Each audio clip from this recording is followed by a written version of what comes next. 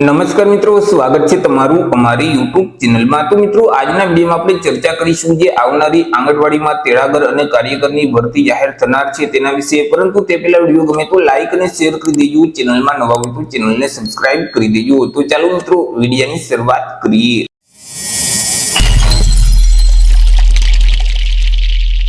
તો મિત્રો, રાજ્યમાં આવેલ જે આંગણવાડી છે તો તે આંગણવાડીમાં આંગણવાડી કાર્યકર અને તેડાગરની જે જગ્યાઓ ખાલી છે તો આ જગ્યાઓ ભરવા માટે ટૂંક સમયમાં જ ઉમેદવાર પાસેથી ઓનલાઈન અરજી ફોર્મ છે તે મંગાવવામાં આવશે। મિત્રો, ટૂંક સમયમાં જ ઓફિશિયલ નોટિફિકેશન છે તે જાહેર કરી દેવામાં આવશે।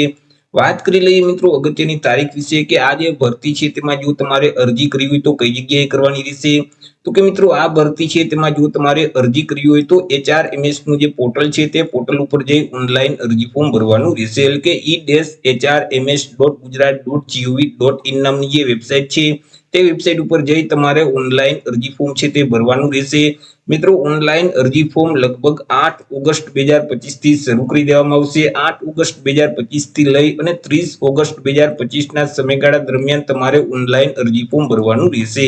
જ્યારે મિત્રો ઓનલાઈન અરજી ફોર્મ શરૂ થશે એટલે અરજી ફોર્મ જાતે કેવી રીતે ભરી શકાય તેના વિશે આપણે એક અલગથી વિડીયો અપલોડ કરી દેશું।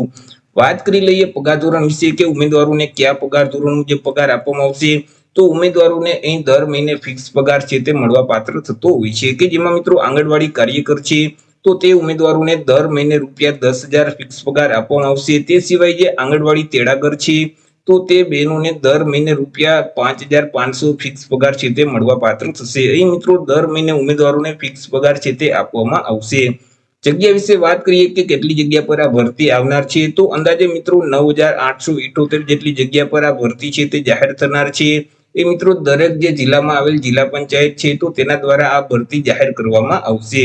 એજ લિમિટ એટલે કે વય મર્યાદા વિશે વાત કરી લઈએ કે આ ભરતીમાં અરજી ફોર્મ ભરવા માટે ઉમેદવારની ઉંમર કેટલી હોવી જોઈએ।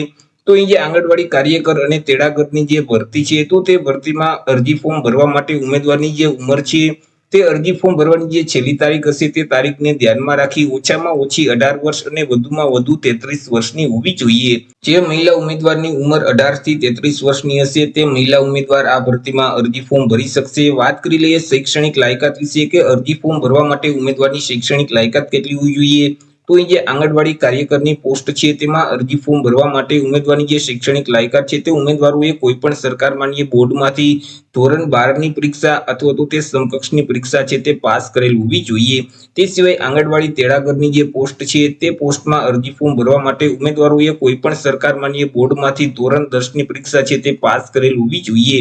જો અહીં મહિલાઓએ ધોરણ 10 ની પરીક્ષા પાસ કરેલ હશે તો તે તેડાગરની ભરતીમાં જ અરજી ફોર્મ ભરી શકશે।